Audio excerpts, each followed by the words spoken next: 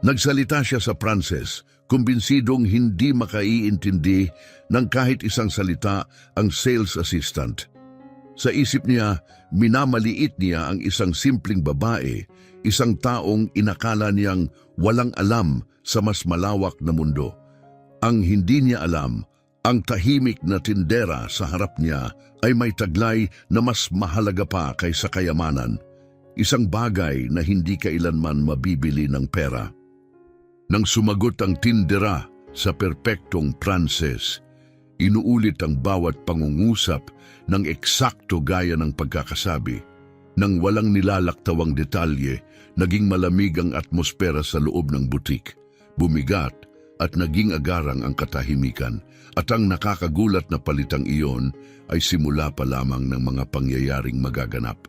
Unang pumasok si Ana Rita sa tindahan sa isang tila pangkaraniwang Lunes. May kupas na backpack sa kanyang balikat at may ngiting hindi naghahanap ng pag-apruba kaninuman. Isa ang butik sa pinaka-prestihiyoso sa lungsod. Nagtatampok ito ng mga inangkat na damit, bihirang pabango, at malambot na ilaw na nagbibigay ng gintong kintab sa bawat sulok. Isa yung lugar kung saan ang mga costumer ay hindi lamang bumibili, kundi nais ding mapansin. Mabilis na natuklasan ng mga empleyado ang isang din nakasulat na patakaran roon. Habang mas hindi ka kapansin-pansin, mas malaki ang tsansa mong magtagal. Naunawaan ni Anarita ang aral na yon sa kanyang unang araw pa lamang. Gayunpaman, pinili niyang bigyang ibang kahulugan ang patakaran. Habang nakatuon ang kanyang mga katrabaho sa pagiging maayos at elegante ang hitsura, nakatuon naman siya sa pagmamasid at pag-unawa. Pinag-aralan niya kung paano tumatakbo ang tindahan. Napansin niya kung aling mga produkto ang nananatiling hindi nagagalaw sa mga estante. Pinagtuunan niya ng pansin kung aling mga kliyente ang palaging bumabalik. Natukoy rin niya ang mga umuuwi ng bigo.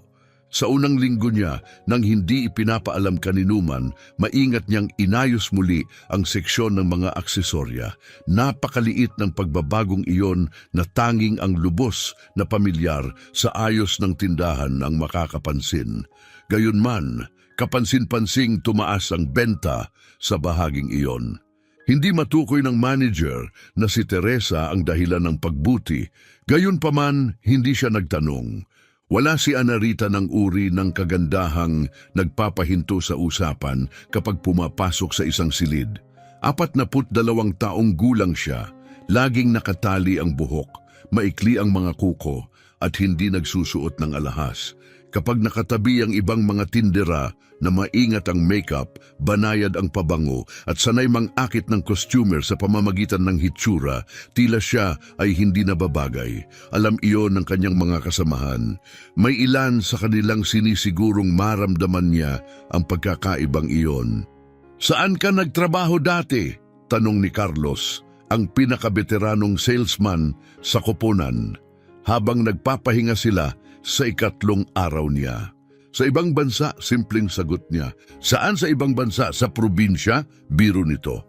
"Sa labas ng bansa," paglilinaw niya habang itinataas ang tasa ng kape. Napatawa si Carlos nang alanganin, inaakalang siya'y nagmamalabis. Hindi na nagbigay pa ng paliwanag si Anarita. Ang hindi alam ng lahat at wala pa siyang balak ibunyag, ang kanyang kupas na backpack ay nakalibot na sa mga paliparan sa 3 magkakaibang kontinente. Ang mga payak niyang kamay, walang singsing at palamuti, ay minsan nang lumagda sa mga ulat na sinuri ng mga ehekutibo sa Paris. Ang maingat niyang neutral na punto ay nagtatago ng mga taong ginugol sa malayong lugar mula sa lungsod na iyon. Tinanggap niya ang trabahong iyon para sa isang tiyak na layunin. Ngunit hindi pa dumarating ang oras upang ipaliwanag iyon. Isang hapon, sa ikalawang linggo niya, huminto siya habang nagtitiklop ng mga inangkat na scarf. Lumipat ang kanyang tingin sa pangunahing display window. Ilang segundo siyang nanatiling nakatitig, na tila nagkakalkula ng mga numero sa isip. Pagkatapos, kumuha siya ng maliit na itim na kuwaderno mula sa bulsa at may isinulat. "Ano yan?" tanong ni Fernanda, ang katrabahong nasa tabi niya. "Wala," mahinahong sagot ni Ana Rita, "nota lang." Sumilip si Fernanda sa display window ngunit wala siyang nakitang problema. Kumibit balikat siya at nagpatuloy sa gawain. Ang nakasulat sa nota ay pangunahing display na kaharap laban sa daloy ng costumer, premium na produkto hindi agad nakikita sa pagpasok, tinatayang pagbaba ng visibility. 40%. Walang ibang nakakita ng nota, walang nagtanong. Ibinalik niya ang kwaderno sa kanyang bulsa. Iyon ang kanyang paraan, nagmamasid muna bago magsalita. Nangangalap ng impormasyon bago kumilos. Natutunan niya sa pinakamahirap na paraan na ang maagang pagpapakita ng kakayahan sa maling kapaligiran, sa maling mga tao, ay maaaring magdulot ng mataas na kapalit. Kaya pinili niya ang maghintay. Habang naghihintay, tinutulungan niya ang mga costumer ng may antas ng atensyong bihira na sa tindahang iyon. Maingat niyang pinakikinggan ang kanilang mga salita. Pinapansin din niya ang mga bagay na hindi nila sinasabi. Nauunawaan niya kapag ang isang babae ay pumapasok upang maghanap ng katiyakan, hindi lamang damit. Nararamdaman niya kapag ang isang inang namimili para sa anak ay higit na nangangailangan ng empatiya kaysa sa mapanghikayat na taktika sa pagbebenta. Ang mga costumer na kanyang pinagsilbihan ay paulit-ulit na bumabalik. Napansin iyon ni Teresa, ngunit sa halip na purihin si Ana Rita, nakaramdam siya ng pagkailang. May kakaiba sa bagong empleyada na hindi niya lubos maunawaan. Mahusay itong magtrabaho, ngunit hindi ito akma sa imaheng nais ng tindahan. At ang mga manager tulad ni Teresa sa mga lugar na tulad ng butik na iyon ay mas pinahahalagahan ang pagsunod sa hulma kaysa sa likas na talento. Isang Huwebes ng hapon, bumukas ang pinto sa paraang nagpapahiwatig ng isang taong sanay na pinagbubuksan. Itinaas ni Ana Rita ang kanyang ulo. Sa isang iglap, napakapino na tanging mapanuring mata ang makakapansin. Bahagyang nagbago ang kanyang ekspresyon. Ang babaeng pumasok ay naglakad ng may kumpiyansa. Gayunpaman, ang kanyang mga mata ay dumaan sa mga istante nang hindi tunay na tumitigil sa alinmang bagay. Hindi siya mukhang naghahanap ng kasuotan. Parang may hinahanap siyang tao. Ang singsing sa kanyang daliri ay umikot ng 2 beses sa kapangatlo nang hindi niya namamalayan. Ang security guard sa entrada ay nabigyan lamang ng isang maikli at hungkag na tingin na para bang naglaho ito sa silid. Ang designer handbag na dala niya na sapat ang halaga upang makabili ng second-hand na kotse ay bahagyang nakasarang pahilis. Isang maliit na detalye, ngunit madalas na nakikita kapag may umalis ng bahay na may iniisip. Hindi siya naparoon upang mamili. Agad nakilala ni Ana Rita kung sino ang babae at sa linaw ng isang taong nakaranas na ng ganitong mga sitwasyon, naunawaan niyang ang hapon ay magiging mas komplikado. Si Luciana Martinez ay hindi basta pumapasok sa mga lugar. Gumagawa siya ng isang pagpasok. Ang kaibahan ay banayad ngunit malinaw sa sinumang sanay makitungo sa mga taong may ganoong katayuan. Hindi lamang ito dahil sa damit na suot niya na mas mahal pa kaysa sa kinikita ng sinumang empleyado roon sa loob ng isang buwan, ni hindi lang dahil sa pabangong nauuna pa sa kanya bago siya magsalita. Ito ay ang kanyang tindig. Dala niya ang sarili ng may ganap na katiyakan na parabang ang bawat espasyo ay likas na pag-aari niya.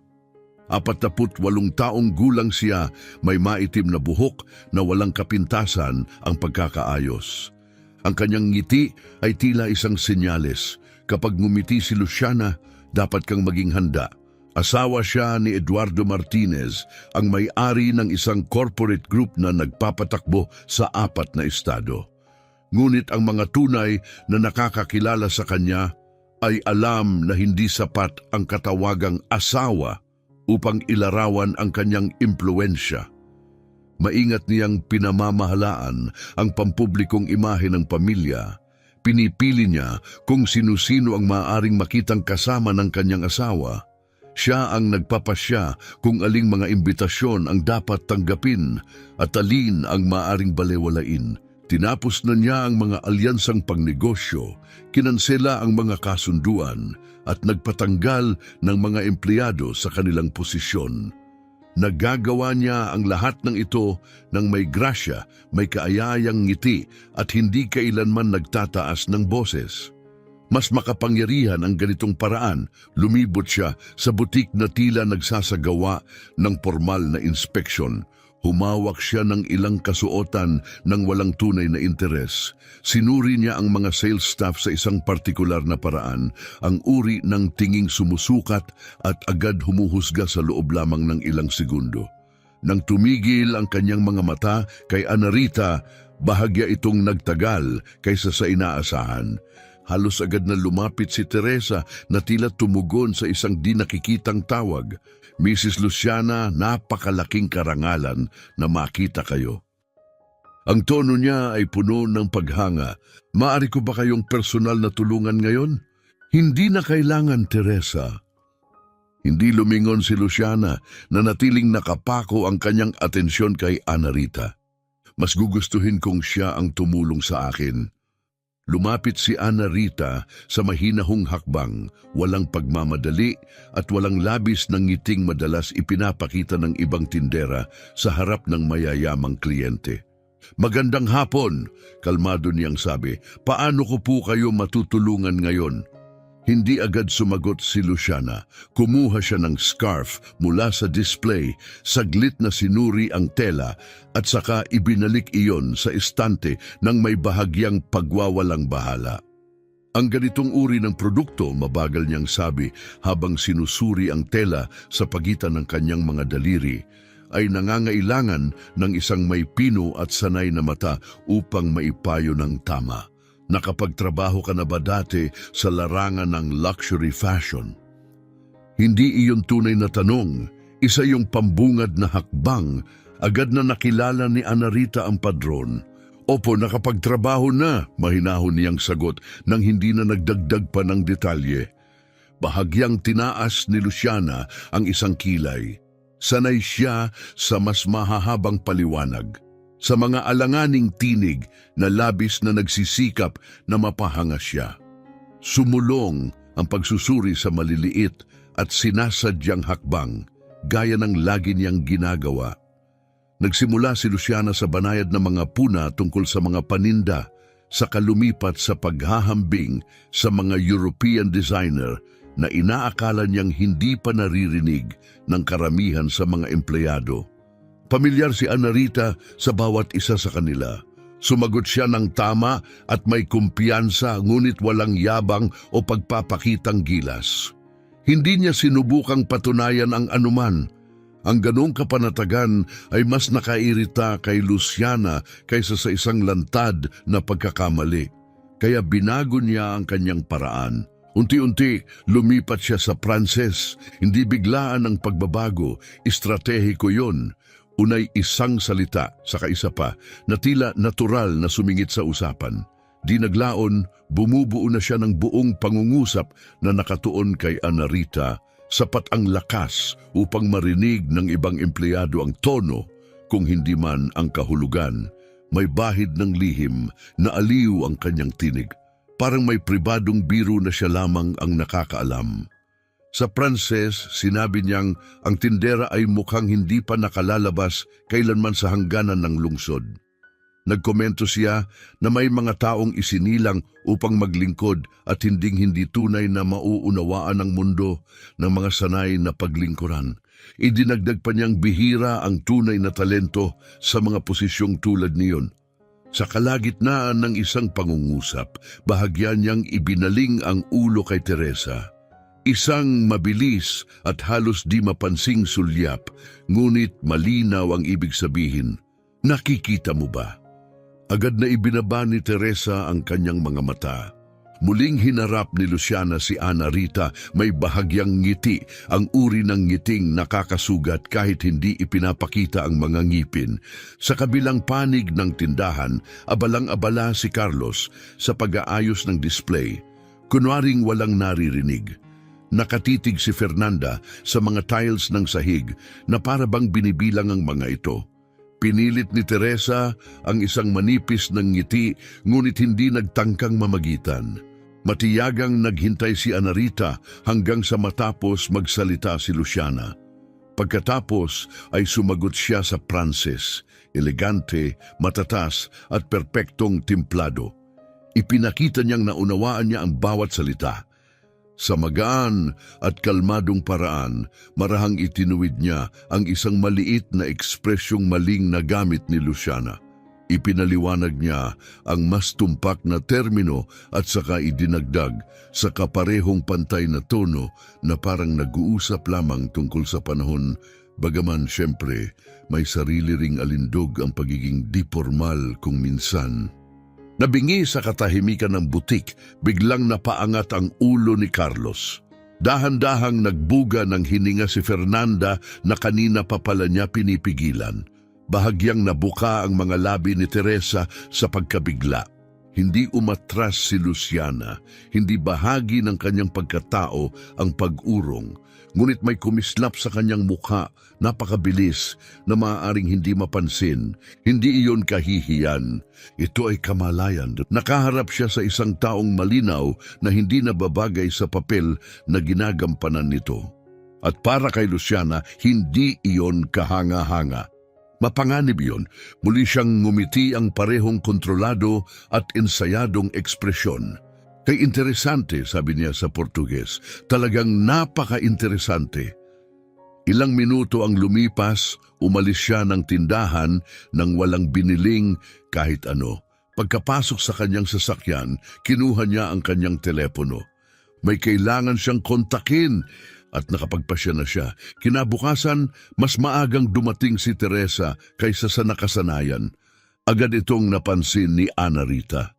Napansin din niyang iniiwasan ng manager ang direktang pakikipagtinginan. Maikli at putol-putol ang mga sagot nito. May partikular na tensyon sa kanyang tindig. Ang tensyon ng isang taong nakatanggap ng hindi kanais-nais na utos at hindi pa nakapagpapasya kung paano ito isasagawa. Mabigat ang atmosfera sa buong araw. Ang mga katrabahong dati kaswal na nakikipag-usap kay Ana Rita tuwing break ay dumistansya. 2 beses siyang dinaanan ni Carlos nang hindi man lang bumati. Sadyang binago ni Fernanda ang kanyang ruta upang maiwasan ang seksyon kung saan naka-assign si Ana Rita. Kaunting impormasyon lamang ang kailangan ni Ana Rita upang maunawaan ang sitwasyon. May tinawagan si Luciana. Ang hindi niya alam ay ang eksaktong nilalaman ng usapan. Ni hindi niya alam kung sino-sino pa, bukod kay Teresa, ang nakontak. Gayunpaman, pamilyar sa kanya ang padron. Nakita na niya ito noon. Isang makapangyarihang tao ang tatawag, maghahagis ng bahagyang pagdududa, magpapahiwatig ng isang problemang wala naman talaga. At pagkatapos ay hahayaan ang hinala na kusang kumalat. Hindi kailangan ng ebidensya. Minsan, sapat na ang pagdududa. Bandang hapon, ipinatawag ni Teresa si Ana Rita sa opisina. Masikip ang silid, may salaming mesa at 2 simpleng upuan. May bahagyang amoy ng lumang kape sa hangin. Nanatiling nakatayo si Teresa, isang detalye pa lamang na nagsiwalat na ng tonong nais niyang itakda. Ana Rita, kailangan kitang makausap ng tapat. Ayos lang, sagot ni Ana Rita habang umuupo. May natanggap akong feedback tungkol sa serbisyo mo kahapon. Maingat na pinili ni Teresa ang kanyang mga salita na parang tumatawid sa manipis na yelo. Mula ito sa isang mahalagang kliyente na nakaramdam na hindi angkop ang iyong asal. Sa anong paraan? Kalmadong tanong ni Ana Rita. Naramdaman ng kliyente na tila naging komprontasyonal ka. Pakiramdam niya ay lumikha ka ng tensyon. Saglit na nanahimik si Ana Rita. Nauunawaan ko, pantay niyang sabi. At personal mo bang sinasang-ayunan ang interpretasyong iyon? Nagatubili si Teresa. Ang maikling paghintong iyon ang pinakatapat na sagot na naibigay niya sa buong pagpupulong. Ang masasabi ko lamang, maingat niyang ipinagpatuloy, ay may malalapit na ugnayan ang kliyenteng ito sa mga taong napakahalaga sa tindahang ito. Ang mga ganitong sitwasyon ay kailangang maiwasan. Mga sitwasyong tulad ng pagsagot sa Pranses? Tanong ni Anarita. Humigpit ang ekspresyon ni Teresa. Hindi iyon ang ibig kong sabihin. Kung ganon, ano ba talaga ang ibig mong sabihin? Isinara ng manager ang folder na hawak niya kahit hindi naman niya ito binuksan. Kailangan kong papirmahin ka sa isang formal na ulat tungkol sa insidente, sabi niya. Bahagi ito ng proseso. Tahimik na tumingin si Anarita kay Teresa sa loob ng ilang segundo. Pagkatapos ay nilagdaan niya ang dokumento nang walang pagtutol. Maingat niyang ibinaba ang bolpen, ibinalik sa ayos ang upuan, tumayo at lumabas ng opisina nang walang karagdagang salita. Kinabukasan, dalawang customer na tinulungan niya noong nakaraang linggo ang bumalik at partikular na siya ang hinanap. Tahimik lamang na pinanood ni Teresa ang tagpong iyon at walang sinabi. Gayunpaman, umaandar na ang makina ng mga pangyayari. Alam yon ni Anarita. Nang gabing yon, sa halip na dumiretso pa uwi, umupo siya sa mesa ng kusina, nakabukas sa harap niya ang maliit na itim na kwaderno. Sa loob ng 2 buong oras, inayos niya ang lahat ng napansin niya mula pa noong unang araw niya sa tindahan. Sinuri niya ang mga hindi pagkakatugma sa pagitan ng daloy ng pera at aktual na dami ng customer. Inilista niya ang mga kontrata sa supplier na may mga terminong kapansin-pansing mas mababa kaysa sa pamantayan ng merkado. Sinuri niya ang maling pagkakaposisyon ng display window. Itinala niya ang mga premium na produktong hindi nabebenta dahil lamang sa maling presentasyon. Ang inihanda niya ay hindi isang emosyonal na reklamo. Isa itong sistematikong ulat. Sumulat siya ng may disiplina ng isang taong sanay sa ganitong gawain. Naglagay siya ng mga numero, makatotohanang proyeksyon at paghahambing sa mga pamantayan ng industriya. Bawat obserbasyon ay may kalakip na ebidensya. Bawat rekomendasyon ay may malinaw na batayan. Nang matapos siya, maingat niyang binasa ang buong dokumento. Inayos niya ang 2 maliliit na detalye. Pagkatapos ay isinara niya ang kwaderno. Matagal niya itong tinitigan. Ang ibigay iyon ay isang panganib. Maaaring baliwalain lamang ito. Maaari pa ngang gamitin laban sa kanya. Walang katiyakang makarating ito sa tamang tao. At kung makarating man sa maling sandali, maaari nitong pabilisin ang mismong bagay na sinusubukan niyang pigilan. Ngunit ang hindi pagbibigay nito ay isa ring desisyon. At ang desisyong iyon ay may kapalit na hindi niya kayang tanggapin. Kinabukasan, dumating si Anarita sa tindahan na ang ulat ay nasa loob ng isang payak at walang markang sobre. Lumapit siya sa receptionist at hiniling na ibigay iyon ng direkta kay Ginoong Eduardo Martinez. Hindi sa assistant, hindi sa sekretarya, sa kanya mismo. Sinuri ng receptionist ang sobre, saka tumingin kay Anarita ng may pagtataka. Hindi siya madalas pumunta rito, sabi nito. Alam ko, mahinahong tugon ni Anarita. Kapag dumating siya, pakisigurong matanggap niya ito. Bumalik siya sa kanyang seksyon, inayos ang mga display, tumulong sa 3 customer, ngumiti kung kinakailangan, at naghintay. Makalipas ang 2 araw, pagpasok niya sa kanyang shift, napansin niya ang isang liham na nakapatong sa mesa ni Teresa. Hindi niya ito binuksan, ngunit malinaw niyang nakita ang logo sa sulok. Sa Martinez Group iyon. 10:00 ng umagang iyon, muli siyang ipinatawag ni Teresa sa opisina. Hindi pamilyar ang ekspresyon sa mukha ng manager, hindi iyon galit, kundi pagkabalisa. Ang posisyon mo rito, panimula ni Teresa, dahan-dahang pinipili ang mga salita, ay maaaring magbago sa malapit na hinaharap. Hindi nagtanong si Ana Rita kung magiging positibo o negatibo ang pagbabagong iyon. Gayunpaman, naramdaman niyang nag-iba ang tibok ng kanyang puso. Lumabas siya ng opisina nang walang paglilinaw. Maaaring magbago ang posisyon mo rito sa malapit na hinaharap. Maaaring ibig sabihin ay matatanggal siya. Maaaring iba ang kahulugan. Walang ibinigay na karagdagang paliwanag si Teresa. Walang tono na makapagbibigay ng direksyon sa interpretasyon. Walang takdang panahon. Walang malinaw na patutunguhan. At alam ni Ana Rita na kung minsan mas mabigat ang kawalang katiyakan kaysa sa masamang balita. Kapag kulang ang sagot, ang isipan ang lumilikha ng pinakamasamang posibilidad. Bumalik siya sa sales floor. Muli niyang inayos ang seksyon ng mga scarf kahit maayos na ito. Tinupi niyang muli ang mga bagay na hindi naman kailangang tupiin. Kailangan niya ng galaw, isang bagay na magagamit ng kanyang mga kamay habang inaayos ng kanyang isip ang mga iniisip. Hapon na nang muling dumating si Luciana. Hindi iyon oras ng dagsa ng mamimili. Mag-isa siyang dumating. Mabagal siyang pumasok, naglakad sa loob ng butik at binati si Teresa ng dalawang mahahabang halik sa pisngi, ang uri ng pagbating nagpapahiwatig ng kapangyarihan, hindi ng lambing.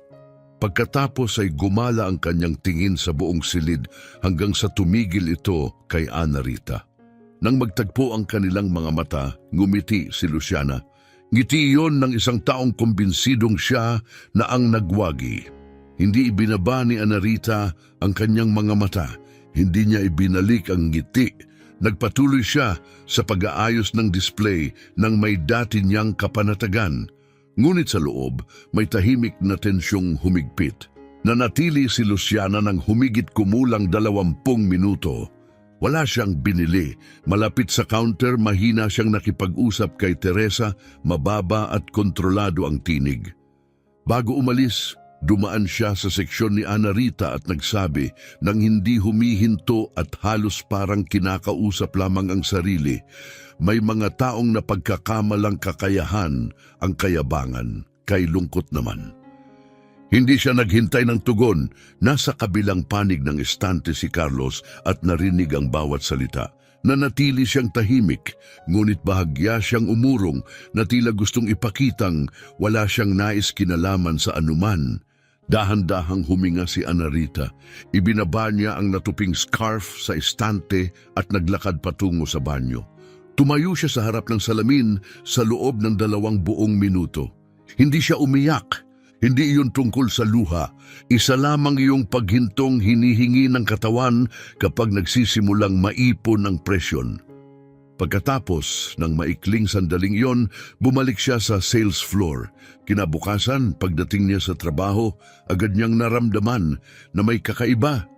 Hinalughog ang kanyang drawer, walang nawawala o kahit papaano wala siyang malinaw na mapapatunayan. Ngunit hindi na ito gaya ng dati ang pagkakaayos.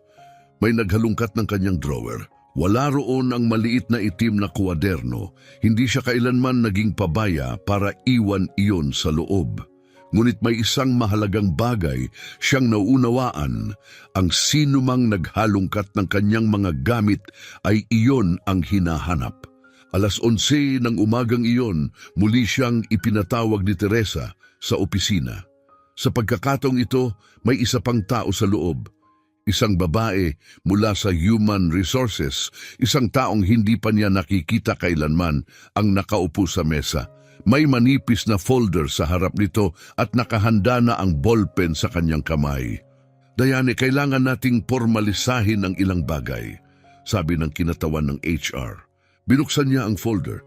Bago ang mga papeles ng pagtanggal, may ibang dokumento muna, isang internal report. Nakasaad doon na may nawawalang high-value item sa inventaryo noong unang bahagi ng linggong iyon. Ayon sa mga nakasulat na pahayag ng ilang empleyado, di umano'y nakita si Diane malapit sa isang restricted area sa labas ng kanyang naka-schedule na oras. Maingat at hindi minadali ni Diane ang pagbabasa ng bawat linya. Hindi iyon nangyari, kalmado niyang sabi. Isa lamang itong investigative procedure, tugon ng babae mula sa HR sa perpektong neutral na tono. Ang tinig ng isang taong nakatuon sa proseso, hindi sa katotohanan.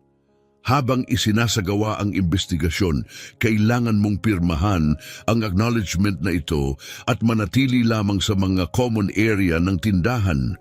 Wala kang access sa premium section hanggang maresolba ang usapin. Ibinaling ni Diane ang tingin kay Teresa. Iniwasan ng manager ang kanyang mga mata. Pagkatapos ay may isa pang papel na iniusog ang HR. Dahan-dahang binasa iyon ni Diane mula itaas hanggang ibaba. Isang notice of dismissal. Nakatakda ang petsa sa loob mismo ng linggong iyon. Nakasulat ang dahilan sa formal na wika. Incompatibility with the role profile and reports of conduct inconsistent with company values. Muli niya itong binasa.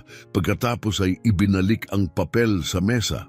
Maaari ba akong magkaroon ng kopya? Tanong niya. Of course, tugon ng HR sa parehong malamig at detached na tono na parang karaniwang dokumento lamang ang kanyang inaabot. Maayos na tiniklop ni Diane ang kopya at inilagay sa kanyang bag. Nagpasalamat siya.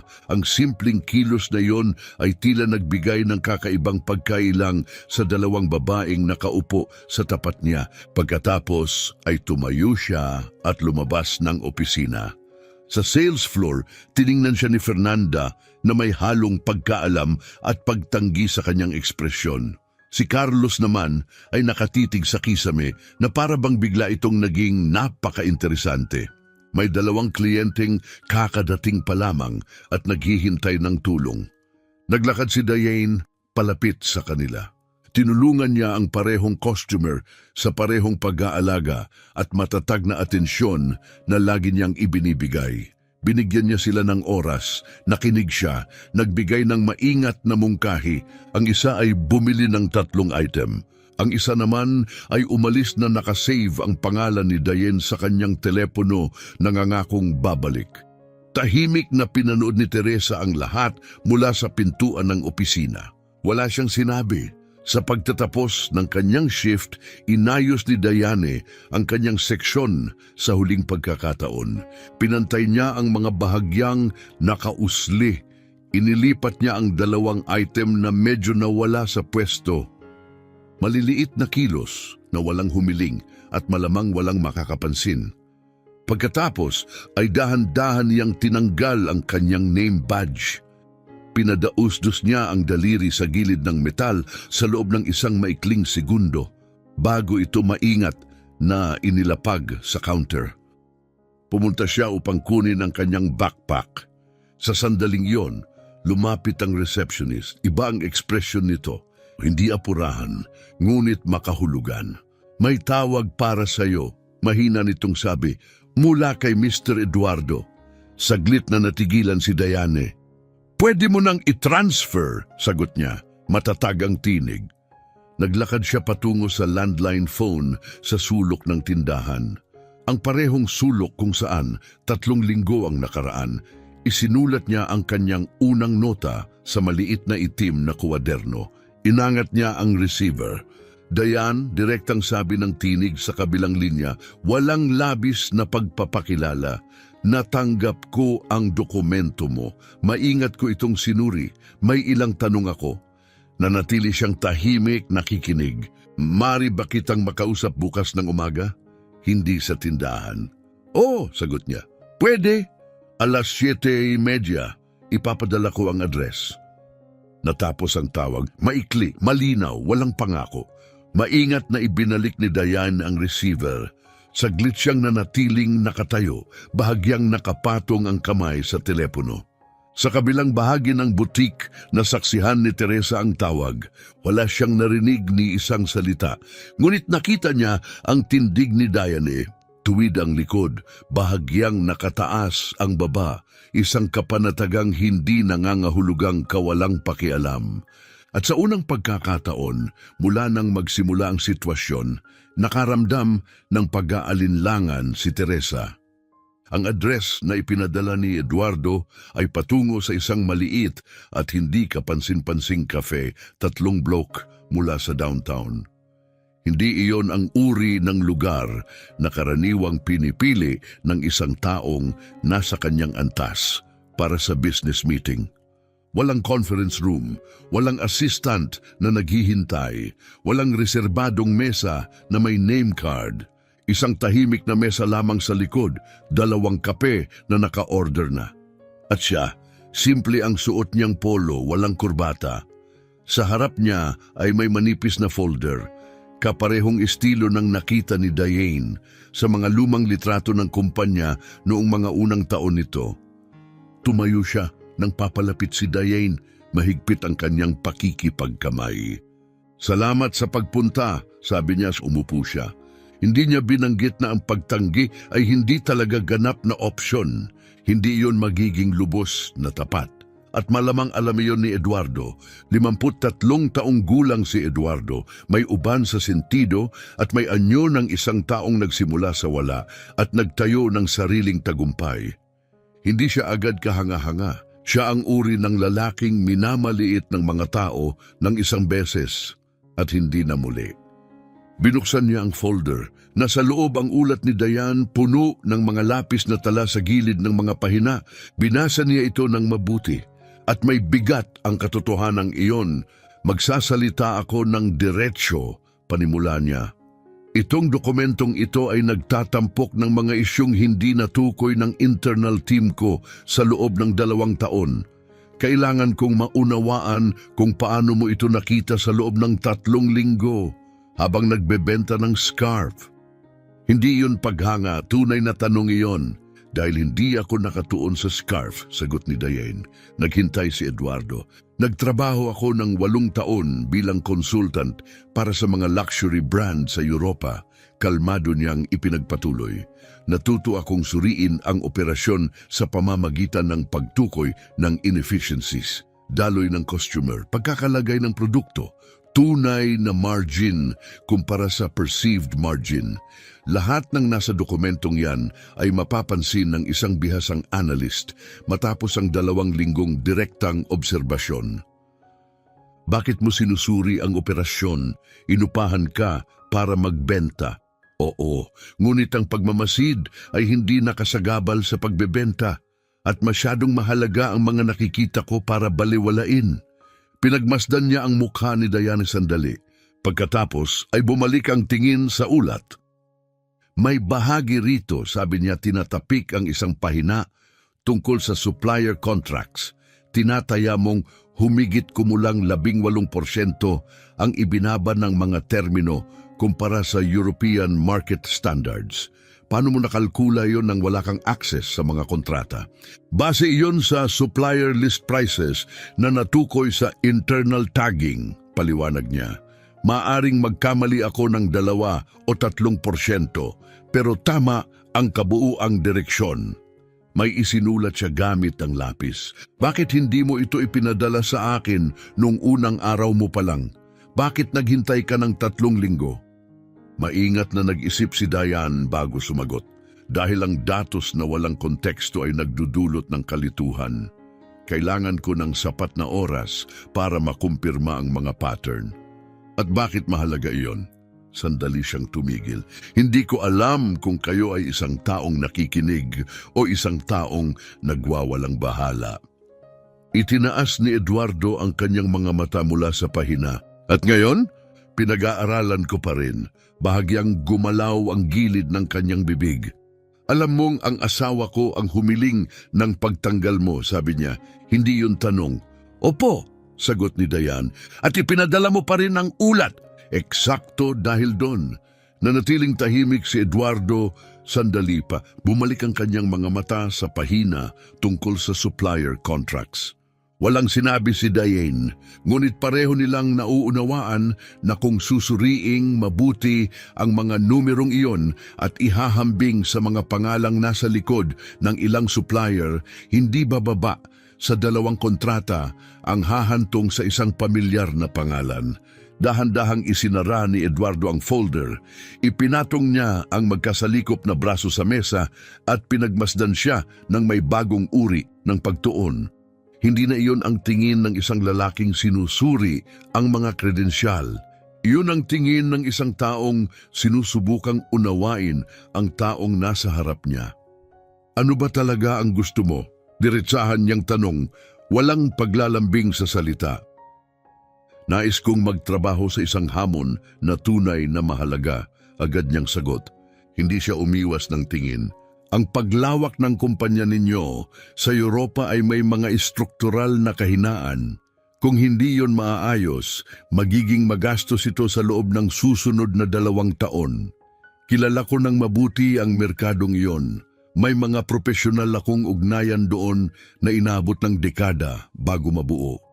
At gaya ng nakita ninyo, kaya kong tukuyin ang mga problema bago pa sila maging pagkalugi sa pananalapi. Iniaalok mo ang iyong expertise, sabi niya. Ipinapaliwanag ko kung ano ang kaya kong gawin, kung ano ang pipiliin ninyong gawin sa impormasyong yon ay ganap na nasa inyo. Bumagsak ang katahimikan sa pagitan nila. Saglit na tumingin si Eduardo sa bintana ng kafe, pinagmamasdan ng kalsada sa labas. Pagkatapos ay bumalik ang tingin niya sa kanya. May corporate event sa loob ng 10 araw, sabi niya. Mga investor, strategic partners, ilang international clients. Sinundan yon ng sinadyang paghinto. Dadalo ang asawa ko, dagdag niya. Gusto kitang naroon din. Tahimik na naghintay si Ana Rita. Hindi ako nangangako, pantay niyang pagpapatuloy. Susuriin ng finance team ko ang mga numero mo ngayong linggo. Kung mananatiling tama ang pagsusuri mo, mag-uusap tayo muli bago ang event. Kung hindi, isa lamang itong makabuluhang pag-uusap at ituturing kong ako ang taya sa kape. Makatarungan yon. Isa rin itong maayos na paraan ng pagsasabing hindi pa siya nakapagpapasya. Minsang tumango si Ana Rita. Makatarungan iyon. Tumayo siya at kinuha ang kanyang bag. Tumayo rin si Eduardo. Isa pang tanong, sabi niya bago ito tuluyang makalayo. Paano ka nakasigurong babasahin ko iyon? Sandali siyang nag-isip, hindi ako nakasiguro. Pagamin niya, inakala ko lang na sapat ang inyong pagkamausisa para kahit papaano'y buksan iyon. Umalis siya sa kafe, sa ilalim ng banayad na liwanag ng umaga, naglalakad sa parehong maingat na hakbang na palagi niyang dala. Ngunit may nagbago sa loob niya. Hindi iyon ginhawa, hindi pa. Mas kahawig iyon ng paglalatag ng lahat ng baraha sa mesa. At wala ka pa ring ideya kung ano ang hawak ng kalaban. Ginawa ang event sa ballroom ng isang 4 na palapag na hotel sa ilalim ng mga chandelier na mas mahal pa kaysa sa mga luxury car. Tahimik na gumagalaw ang mga waiter sa makintab na sahig, halos hindi napapansin, ngunit eksakto ang kilos.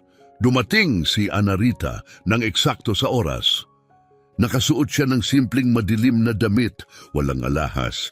Hindi iyon dinisenyo para makaagaw ng pansin. Dinisenyo iyon upang hindi makaabala rito. May ilang mukhang pamilyar sa kanya sa silid, mga investor na nakasalamuhan niya taon na ang nakalipas sa ibang konteksto. Mga European partner na minsan na niyang nakita ang mga pangalan sa mga strategic report. Wala sa kanila ang nakakilala sa kanya, inasahan na niya iyon. Maikling binati siya ni Eduardo malapit sa entrada sa parehong mahinahong tono na ginamit niya sa kafe. Sinabi lamang niyang napatunayan na ang mga numero sa kanyang ulat, wala nang karagdagang detalye. Itinuro niya ang isang mesa malapit sa gitna ng ballroom bago lumipat upang batiin ang iba pang panauhin. Sapat na iyon. Dumating si Luciana makalipas ang 20 minuto. Pumasok siya na may kumpiyansa ng isang taong sanay sa mga ganitong silid. Elegante ang kanyang gown, ang kanyang alahas ay hindi marangya ngunit malinaw na mamahalin. Ang kanyang ngiti ay perpektong nakaangkop para sa audience. Tinawag niya sa unang pangalan ang mga investor. Yumakap siya sa mga business partner ng may ensayadong init, ang uri ng init na bunga ng maingat na pinangalagaang alyansa. Nang mapansin niyang nakaupo si Anarita sa gitnang mesa, sandali siyang natigilan, isang bahagyang segundo lamang. Pagkatapos ay nagpatuloy siya sa pagngiti, ngunit humigpit ang ngiti, halos hindi mahalata, ngunit malinaw. Lumapit siya kay Eduardo at yumuko upang may ibulong sa kanyang tainga. Nakinig siya bahagyang tumango at walang isinagot. Nanatili ron si Luciana ng ilang sandali pa, ngunit nakabaling na si Eduardo upang batiin ang isa pang bisita. Inihain ang hapunan. Magaan ang daloy ng mga usapan mula sa isang mesa patungo sa iba. Mas nagmasid si Anarita kaysa nagsalita. Maingat siyang nakinig at nagsalita lamang kapag direktang kinakausap. Sa katabing mesa, 2 European partner ang nagsimulang mag-usap sa Pranses. Natural siyang sumagot, gumagamit ng eksaktong teknikal na termino na nagpakitang malalim ang kaalaman niya sa industriya. Pagkatapos ng kanilang palitan, lihim na may itinipa ang isa sa mga lalaki sa kanyang telepono. Nasa 3 mesa ang layo si Luciana.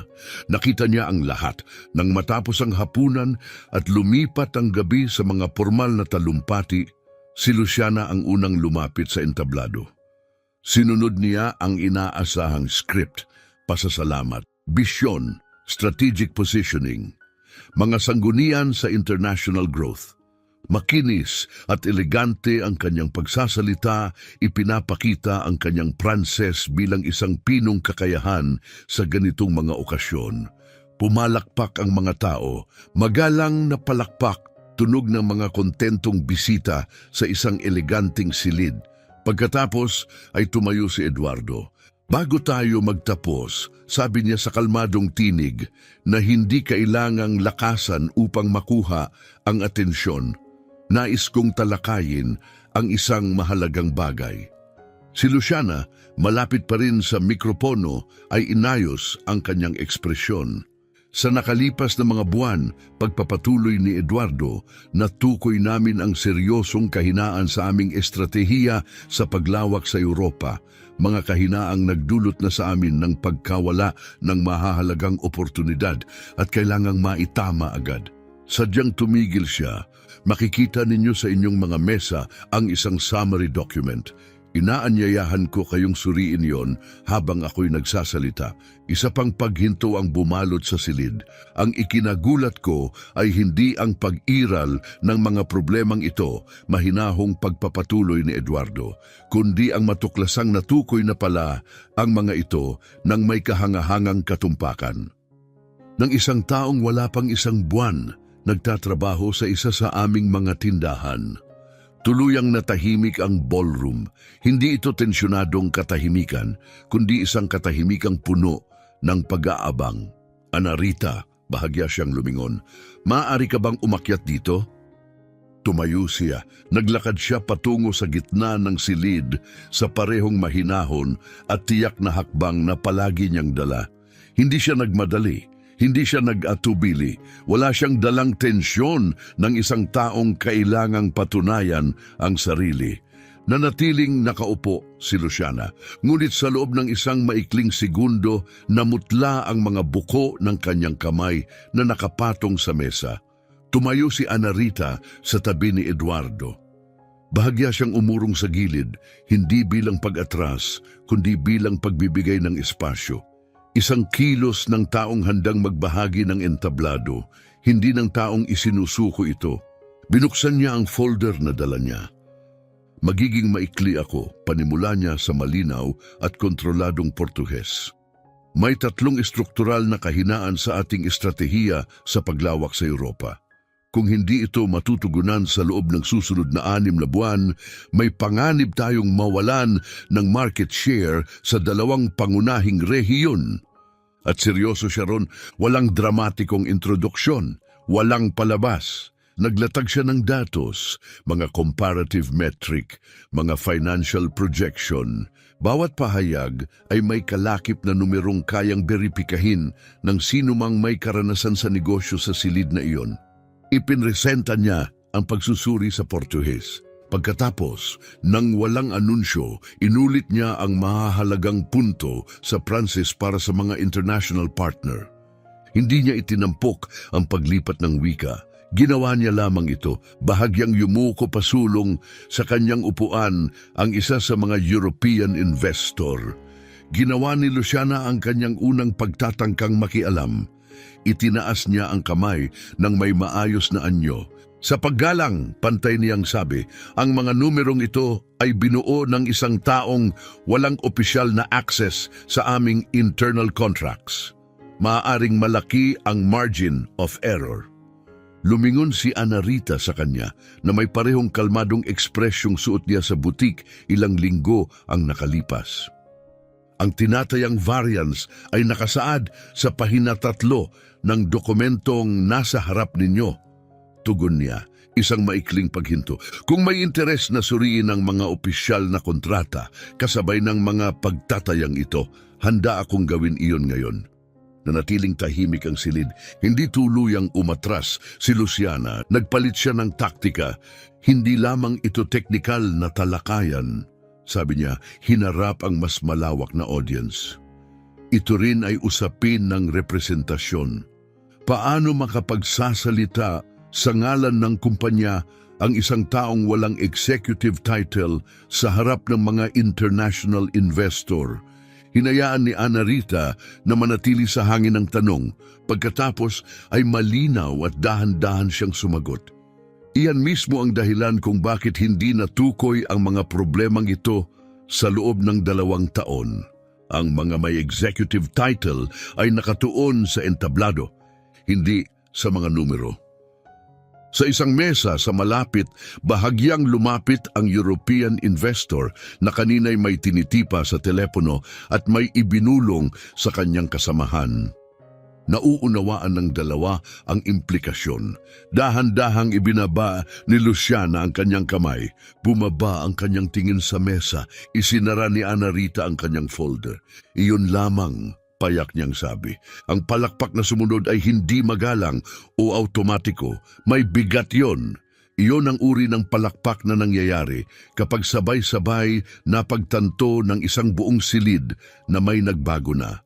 Pagkatapos ng event, unti-unting nagsiyalisan ang mga panauhin. Nakatayo si Ana Rita malapit sa isang mataas na bintana, may hawak na baso ng tubig, habang nagpapalitan ng pamamaalam ang mga tao. Lumapit sa kanya ang 2 European partner, hindi dahil obligasyon, kundi dahil sa tunay na profesional na interes. Halos 30 minuto silang nag-usap. Binanggit ng isa ang isang conference sa Lisbon sa Marso. Iminungkahi niyang magiging mahalagang dumalo siya ron. Isinulat niya ang contact information nito. Maagang umalis si Luciana bago tuluyang matapos ang gabi. Hindi siya lumapit kay Ana Rita. Wala siyang ginawang eksena. Lumakad siya palabas na may parehong pinong tindig na lagi niyang taglay. Maayos pa rin ang kanyang ekspresyon. Perpekto pa rin ang kanyang ngiti. Tanging ang tunay na nakakakilala sa ngiting iyon ang makakapansin na may ibang uri ng kawalan ito ng gabing iyon. Sa mga sumunod na araw, tahimik na naganap ang mga pagbabago gaya ng madalas mangyari sa mahahalagang pagbabago. Sa sumunod na linggo, iniharap ni Eduardo kay Ana Rita ang isang formal na alok. Hindi iyon posisyong hiniling niya sapagkat hindi siya kailanman tahasang humiling. Iyon ang posisyong lohikal na tumutugma sa sitwasyon. Director of European Expansion. Buong operational autonomy upang magsuri, makipagnegosasyon at baguhin ang mga kailangang itama. isang kompetitibong sahod, 70 araw upang maglatag ng komprehensibong strategic plan. Maingat niyang sinuri ang kontrata. Nagtanong siya ng 2 tiyak na katanungan tungkol sa saklaw ng kanyang decision-making authority. Nakakuha siya ng malinaw na sagot. Pagkatapos ay lumagda siya. Nalaman ni Teresa ang appointment sa pamamagitan ng corporate email kasabay ng buong staff ng tindahan. Ilang segundo niyang tinitigan ang screen. Pagkatapos ay isinara ang laptop at bumalik sa pagtulong sa isang kliyente. Si Carlos, na pinili ang katahimikan ng higit sa 1 beses sa mga linggong iyon, ay nagpadala ng maikling mensahe. Pinaghirapan mo ito. Good luck. Sumagot siya ng simpleng salamat at inilagay ang telepono sa tabi. Samantala, ipinagpatuloy ni Luciana ang kanyang buhay gaya ng dati, ang apelyido, ang mga event, ang lifestyle, ang mga pagbating may kalkuladong init, ang parehong perpektong ngiti. Ngunit may isang bagay na fundamental ang nagbago at sa pagkakataong ito, permanente na. Ang mga investor na dati ay lumalapit kay Luciana upang pag-usapan ang negosyo ng kanyang asawa ay unti-unting nagsimulang direktang makipag-usap kay Eduardo. Ang mga European partner ay sumasagot pa rin sa kanyang mga email ng may paggalang, ngunit kapag si Ana Rita ang sumusulat, ang tugon ay dumarating ng mabilis at may malinaw na agarang interes. Walang pampublikong pagtatalo, walang opisyal na anunsyo, walang dramatikong kahihinatnan na ikinabit sa isang pangalan. Ang nangyari ay mas banayad at mas permanente. Unti-unti tumigil si Luciana sa pagiging mahalaga. At para sa isang taong ang pagkakakilanlan ay matagal nang nakasalalay sa pagiging hindi mapapalitan, ang tahimik na pagbabagong iyon ay mas mabigat kaysa sa anumang lantad na pagkatalo. Walang diamante, walang gala, walang ensayadong ngiti ang makakapagtago nito magpakailanman. Sinimulan ni Ana Rita ang kanyang bagong posisyon isang Lunes, dala pa rin ang parehong kupas na backpack sa kanyang balikat. Iba ang opisina, mas maluwang. May malapad na bintanang tanaw ang kalye, isang matibay na mesa, isang upuang hindi umiingit o biglang tumatagilid. Ngunit dumating pa rin siya ng maaga gaya ng dati. Nagtimpla siya ng kape. Binuksan niya ang isang itim na kwaderno bago iyon. Puno na ang nauna at nagsimula siyang magsulat. Ang naramdaman niya ay hindi tagumpay, mas tahimik pa roon. Isang matatag na pakiramdam na dumarating kapag ang isang bagay na matagal at mahirap ay sa wakas ay napunta sa tamang lugar. Hindi ginhawa, hindi pananabik, kundi ang payapang katiyakang nasa eksaktong lugar siya kung saan siya dapat naroon. Sa kanyang unang meeting kasama ang European team, tinanong siya ng isa sa mga analyst kung saan siya nagmula. Walang bahid ng paghamak sa tanong, puro kuryosidad lamang. Hindi akma ang kanyang background sa mga kategoryang nakasanayan nilang makita. Saglit niyang pinag-isipan ng sagot. Nagmula ako sa lugar kung saan natutunan ko na ang kakayahan ay hindi nangangailangan ng pahintulot. Pantay niyang sabi. Nangangailangan ito ng pasensya. Walang tumawa, walang nagpakita ng pagkabigla. 2 analyst ang isinulat ang kanyang sinabi. Nagpatuloy ang pulong. Ilang linggo ang lumipas. Sa isang tawag, kasama ang partner sa Paris, ang parehong partner na minsang tinukoy sa loob ng kumpanya bilang potensyal na panganib. Natapos ni Ana Rita ang isang kasunduan na hindi naisara ng mga external consultant sa loob ng 2 taon. Hindi siya umasa sa pressure. Hindi niya minanipula ang usapan, nauunawaan niya ang merkado, matatas niyang sinalita ang wika, at alam niya kung ano ang kailangang marinig ng kabilang panig upang umusad. Natanggap ni Eduardo ang ulat tungkol sa negosasyon isang Huwebes ng hapon. Maingat niya itong binasa. Pagkatapos ay nagdagdag siya ng maikling tala sa gilid, nakasulat sa lapis, gaya ng kanyang nakasanayan. 2 salita lamang ang nakasulat, as expected. Hindi iyon nakita ni Ana Rita. Hindi na niya kailangan. Ang naunawaan niya, at tahimik na pinatunayan ng panahon ay ang tunay na class ay walang kinalaman sa wikang sinasalita mo. Hindi ito tinutukoy ng apelyido, ng kasuotan o ng silid kung saan ka binabati ng may paghanga. Ipinapakita ang class sa kung ano ang ginagawa mo kapag walang nakatingin. At sa kung sino ka pa rin kapag lahat ay nakatingin. Isinara ni Anarita ang pulong. Bumalik siya sa kanyang mesa. Binuksan niya ang itim na kwaderno. Isinulat niya Paris, meeting 8 o'clock. Pagkatapos ay isinara niya iyon. Mahinang umaling-aungaw ang tunog ng metal clasp sa tahimik na opisina. Umalis siya, ang parehong kupas na backpack ay nasa kanyang balikat. Tuwid ang hakbang, hindi nagbago. Parang hindi pa rin lubos na alam ng mundo kung sino siya. At parang sa kaibuturan, hindi iyon kailanman ang punto. Sa huli, ang kwento ay hindi kailanman tungkol sa pagsasalita ng Pranses. Ito ay tungkol sa pagmamaliit. May isang taong naniwalang siya ay nakahihigit sa iba. Sa katotohanan, nabigo lamang siyang tumingin ng mas mabuti. Ang pinakamalakas na boses sa silid ay hindi laging ang pinakamarunong. At ang taong tahimik na nagtatrabaho ay kadalasang siyang may pinakamalayong tanaw.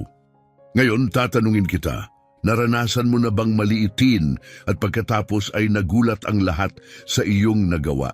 Kung nakaantig sa iyo ang kwentong ito, mag-like ka at ibahagi sa mga komento kung ano ang gagawin mo kung ikaw ang nasa kanyang lugar.